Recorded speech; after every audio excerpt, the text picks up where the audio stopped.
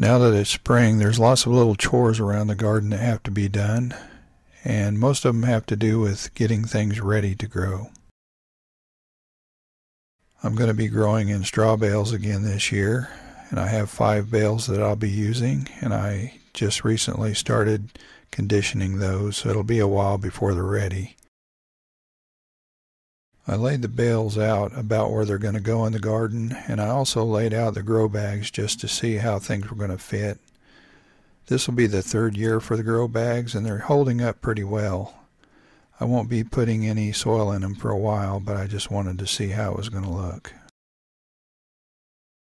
Even though the weather's been pretty nice lately, it wasn't all that long ago and we had some pretty cold weather along with some snow. We like to feed the birds when it's cold, and they seem to appreciate the food. Since we did have such a long cold winter, it's going to take a while for the soil to warm up, even though we've had nicer weather. Since we did have some nicer weather, I decided to go ahead and prune the Rose of Sharon bush. I found that good pruning in late winter or early spring can really help it produce more flowers in the long run. If I had to pick just one flower to grow for hummingbirds, the Rose of Sharon would be it. Even though our peach tree is a semi-dwarf, it's over 10 feet tall, and I wanted to give it a good pruning, and I'm trying to keep the center of the tree open and keep the limbs away from the fence, and also make it to where I can mow around it.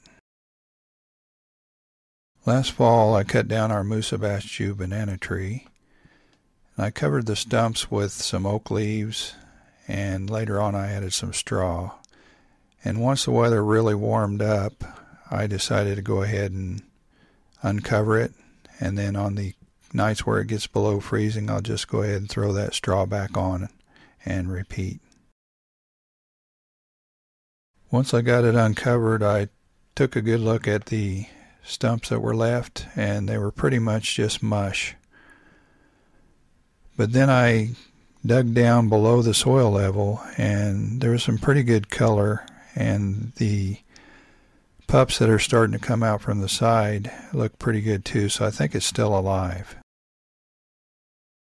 Along with the cold hardy banana tree outside, I have a couple of plants inside that I overwintered. I started these from seed. They're Musa velutina, and when they produce fruit, the fruit is pink in color and full of seeds, so they aren't much good to eat.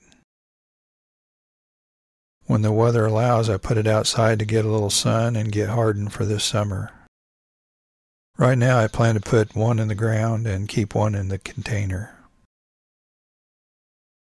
While I was doing some cleanup work, I noticed that the sage was pretty ragged looking, so I decided to give it a good trimming too. I'm hoping that the pruning I did will get it off to a better start this spring.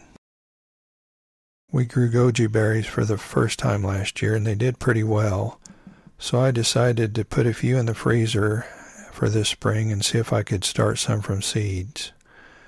I planted them, and I was pleasantly surprised when in a little over a week we actually had some seedlings starting. The goji berry in the container has started to green up already at the base of the plant, and has even greened up more since I took this clip.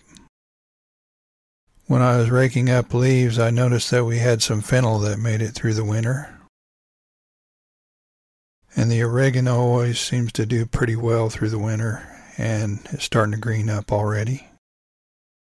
The rhubarb's starting to stick up through the soil, and it'll be really starting to grow here in the next few weeks. As many of you know, I planted milkweed a few years ago to help out the monarchs. So along with the common milkweed, I decided to plant another plant for them to utilize, and that's the butterfly weed, or butterfly flower.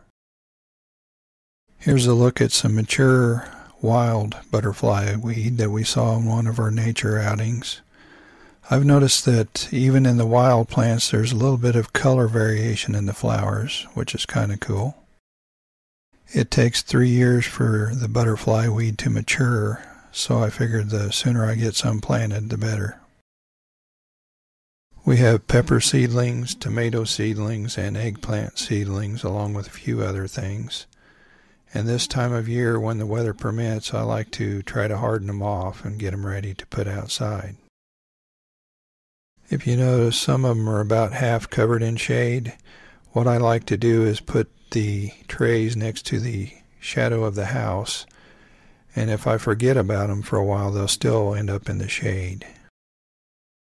I usually start out by putting them outside for just a short amount of time, and then I gradually increase their exposure to sun and wind. Here's a quick look at our tomato seedlings. I'll be doing a video soon on those and give you a lot more detail. Some of what you see are a few rootstock plants. I'll be doing some grafting, but probably not as much as I've done in the last couple of years. We took a little day trip up to the Maxwell Wildlife Refuge recently and got a look at some elk and some buffalo. This group of elk was trying to make up their mind whether or not to cross the road, and we waited on them for about 10 minutes. It didn't take them long once they decided to go.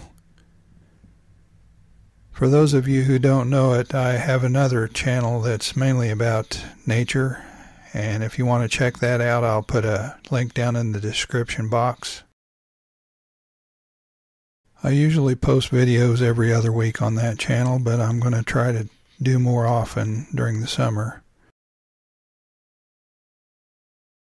As well as taking a look at the buffalo and elk recently. Once the weather warmed up, we did a little nature tour and saw a couple of rattlesnakes. I hope to have a video of those up soon, either this weekend or next.